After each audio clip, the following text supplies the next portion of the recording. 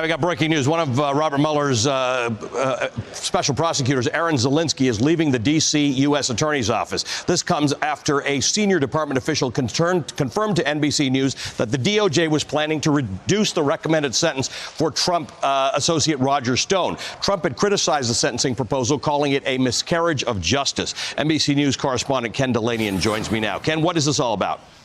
Ali, this is a huge deal, and it's kind of rocketing around the legal community right now.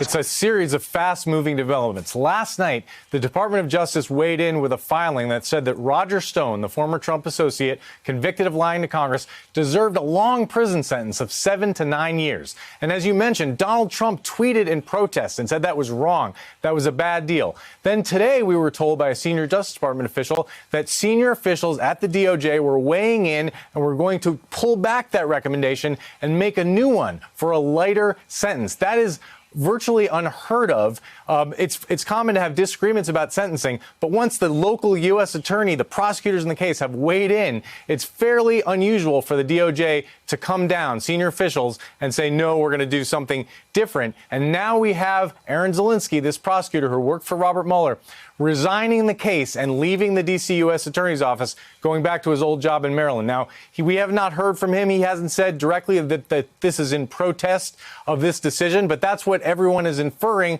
looking at this set of facts.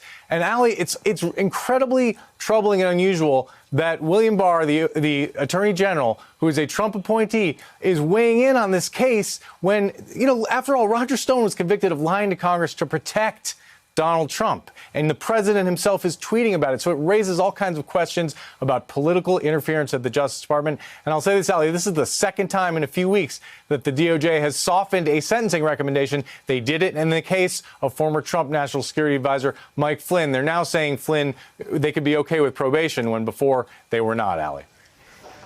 Ken, thank you for this, because while everybody's mind is on these caucuses and primaries, this is what's happening. Hey there, I'm Chris Hayes from MSNBC. Thanks for watching MSNBC on YouTube. If you want to keep up to date with the videos we're putting out, you can click subscribe just below me or click over on this list to see lots of other great videos.